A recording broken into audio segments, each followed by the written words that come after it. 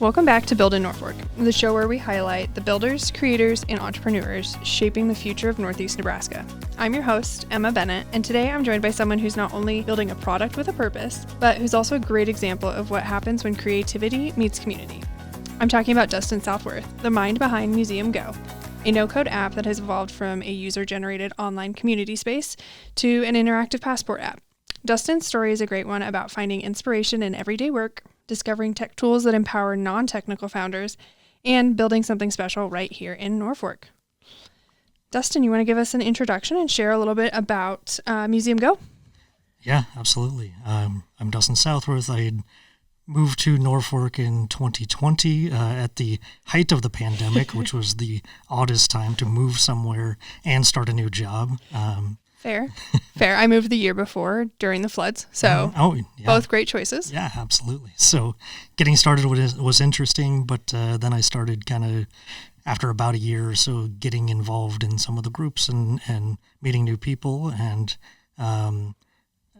then kind of started working on this project. I had this idea for a museum app or a website that I wanted people to be able to go find hours, because Google is not the best at displaying hours that like museums need, because a lot of the times they are seasonal, or you have to find somebody to go unlock the door. And again, Google is not good at displaying that. So I wanted somewhere where people could do that.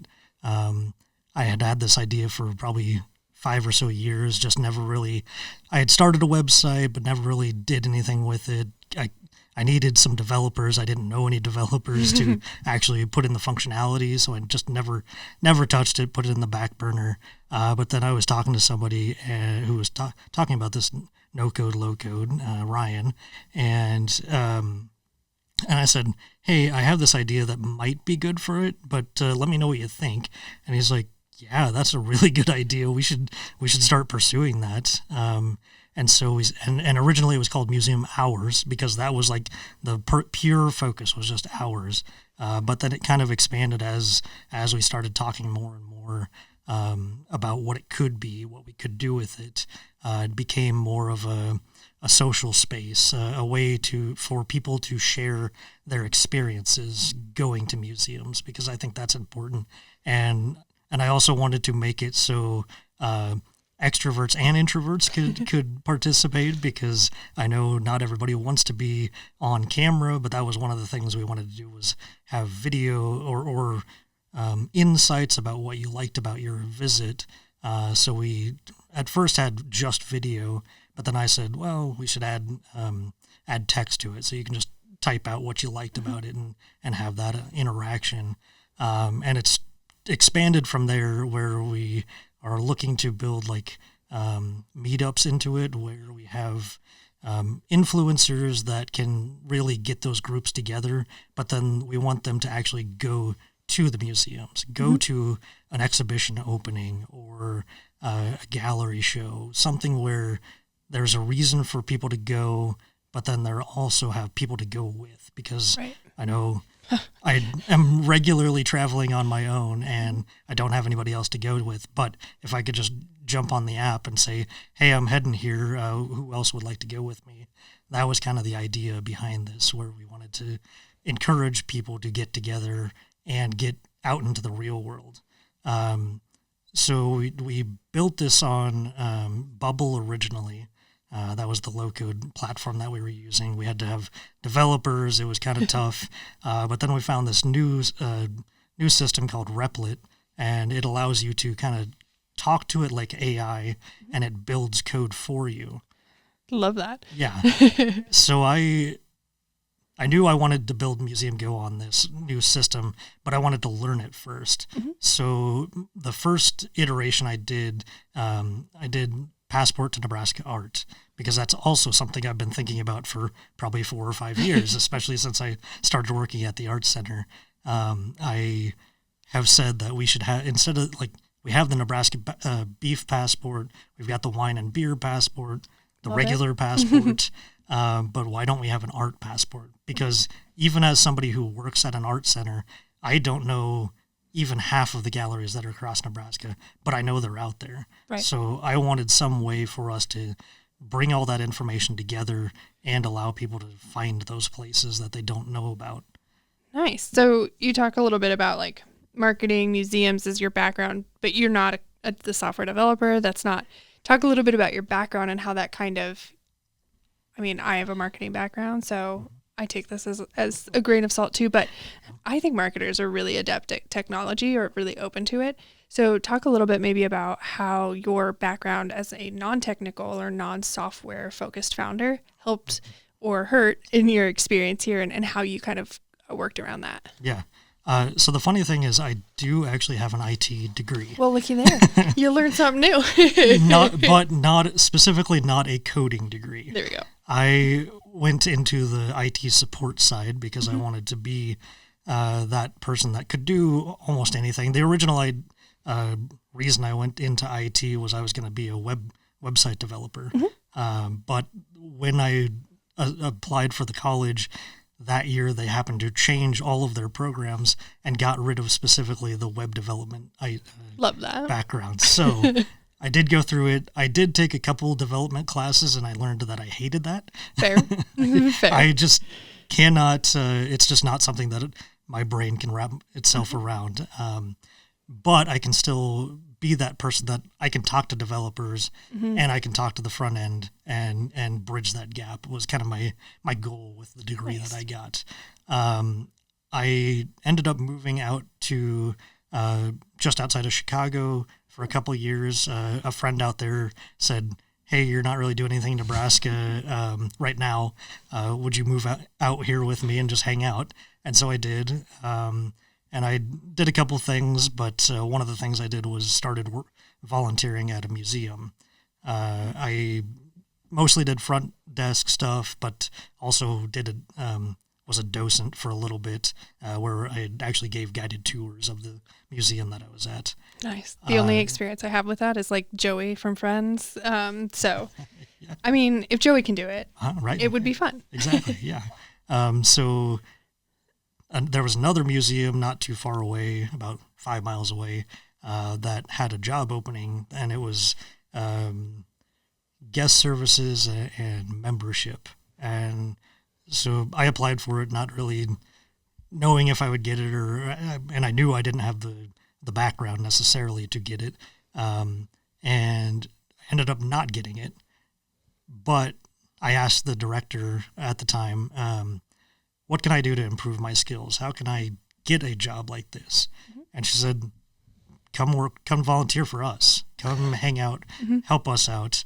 And then I started helping them with their social media.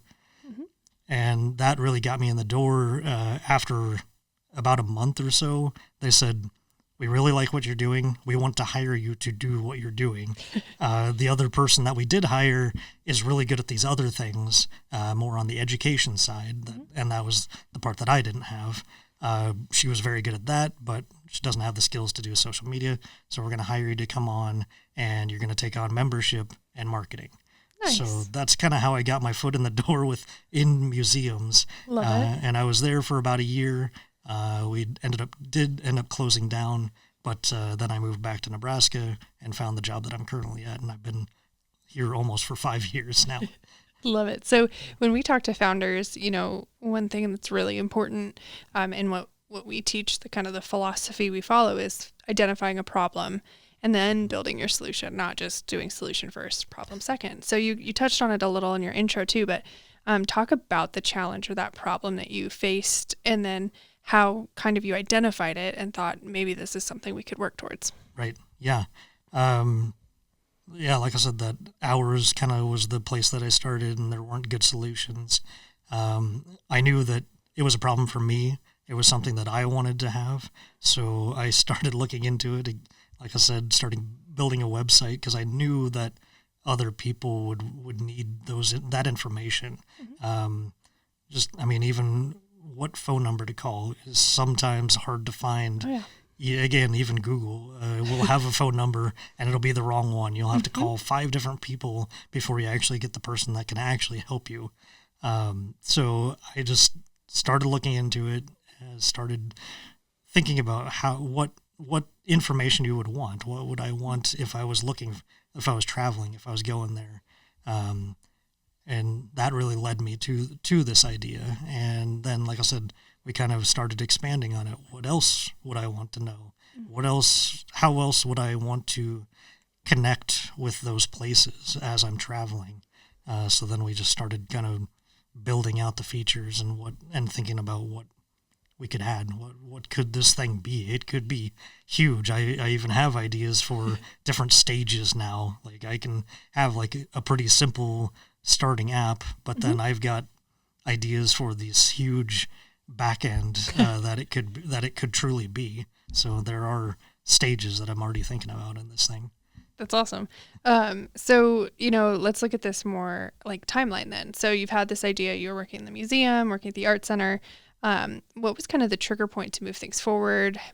I know like we met at an intern mixer of all things. Neither of us are interns, but it was at the art center. I was helping organize. So let's talk a little bit about that of like then the resources and some of that connection that really moved things forward. Sure. Yeah.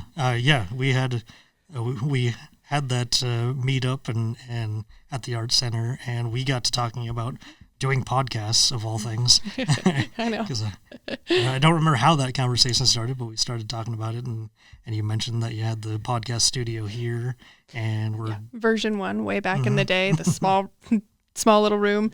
I think studio is a very generous term for that, right. But here we are now. Right. And yeah, we talked about like meetups and stuff for podcasters, but then I think it eventually came up that we were doing the 1 million cups thing.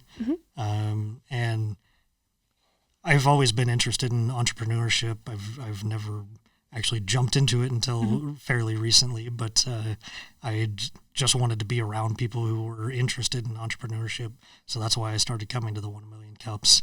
It kind of got me excited, and I met all the people that we have now. We've got an amazing core group of people that come to 1 million cups all the time. So it's nice to see those people on a regular basis. And one of the ideas behind Museum Go that we've talked about is third spaces and how we're trying to promote third space. And I was thinking about it. 1 million cups is really a third space where you have like-minded people coming together. We may not have the same backgrounds or same ideologies, but we come together for a common goal and meet up and talk. And that's what led to me meeting certain people who encouraged me to do different things, to start different ideas, even some ideas that I'd had before, but didn't have the encouragement or knowledge to start pushing forward. These people really encouraged me to pursue these things. So yeah, I think one of the big things we talk about like in the space at Intersect here is building that community. Not only is it a physical space for people to meet and gather, but it is that third space. So I think if we did like an ROI study, we don't have money, but we're looking at the return on investment of our time. I think we could pinpoint a lot of that back to 1 million cups and how that is. I know you were one of our first attendees, and you're still the stronghold and part of our organizer team, which we don't do a whole lot, but we get people here. So I think that's really cool. Some of those, it's like that ripple effect where you start, you kind of join one thing and then you do another and another. So you went from 1 million cups. Then let's talk a little bit about Big Idea. So, because you did a pitch competition then. Yeah, that was nerve-wracking, the idea of even doing it. I am not a public speaker by any means. Unless I'm passionate about something, then I really do love to talk about it. And so, yeah, you kind of invited me to do this Big Idea, and I put together a presentation about Museum Go, what the kind of core concepts are, how we can make money off of it, and ideas behind it, and went and pitched. And again, it was a very nerve-wracking experience, but it was awesome, and getting to meet even people that we don't see on a regular basis and seeing what they're doing out there. We had all those people that were doing amazing things, and to see all those people come together was awesome. Yeah, it's really fun. It's we'll do it again this fall, October, November, and we always want at least 10 people pitching, and we got that last time, and so it was just such a cool experience to see, the evolution of your idea and this conversation you had with Ryan to now you have a pitch deck and a 3-minute pitch and prepared for 2 minutes of questions afterwards. So, it's like a proud mom moment where I'm like, yay, they're doing it. They're doing the things. So I think that's really exciting. As we talk about some of those milestones, like what were some of the things you were really excited about?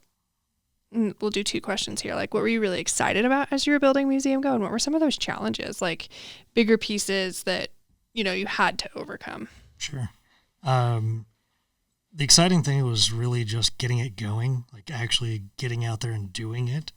Because it had stalled for 5+ years and didn't really do anything, but having that knowledge base in Ryan and the people that he knows, and getting that ability to do this was really awesome. I think time was a lot of the things that it took a while because we gave the idea to the developers that we had, and it would take a week and they would come back with a feature, and then you'd have to say, well, either, okay, yes, let's move on to the next feature, or that wasn't quite what I wanted. Let's remap this kind of thing. So it was really just like that waiting, especially for me, is like, I want to get going and get it done kind of thing and get it out there, is the exciting part for me. So to hold myself back and say like, okay, I got to wait, because there's nothing I can do right now. I just have to wait for these other people to get it going. That was probably the toughest part for me anyway. Definitely. I want to talk a little bit then about the rural aspect, like, I don't know how close to Chicago you were when you were in Chicago, but even Norfolk to Omaha, Norfolk to Lincoln, there's such a difference. I feel like, we have a really strong ecosystem in either way, but have you had any or experienced any challenges, because of our location or because of the rural aspect, or is that a benefit, and how was that beneficial to you, or what did you seek out to overcome any of that? Yeah. So the funny thing is I was in a rural-ish area outside of Chicago. I was in DeKalb, and it's very much corn country. So we were surrounded by cornfields there too. Yep. And that caused me to have to I was doing some entrepreneurship with, like, I was using meetup.com, and I would go meet groups that were doing entrepreneurship, but I had to drive 45 minutes to go meet those people. So like really rural. Yeah, you were there. You were in it. Exactly, yeah. So it was that kind of distance from those knowledge bases, I think, is one struggle that we have, just getting access to people and seeing people on a regular basis, because we can, like, I went to that innovation week, the startup week, and it was awesome to meet some of those people, and some of those people I've met before, but I don't get to see them regularly, so I don't get to update them what I'm working on. So they don't get to see what cool things I'm working on, but I also don't get those resources of those bigger networks, which I think is just the hard part for us. But at the same time, I think they don't realize, again, all the cool things that we are doing out here, right? All the time. They don't see that because they're not coming out and visiting us either. I think there's cool things that we can do, and when we use the word rural, I do think of agribusiness, and especially in Nebraska, where agriculture, that's one of our biggest industries. But that's not all we're doing out here. We are doing these innovative technology things that you wouldn't think of, and so that's amazing to me that we get to do that. Yeah, we just got to start busing people from Lincoln and Omaha, bringing them out.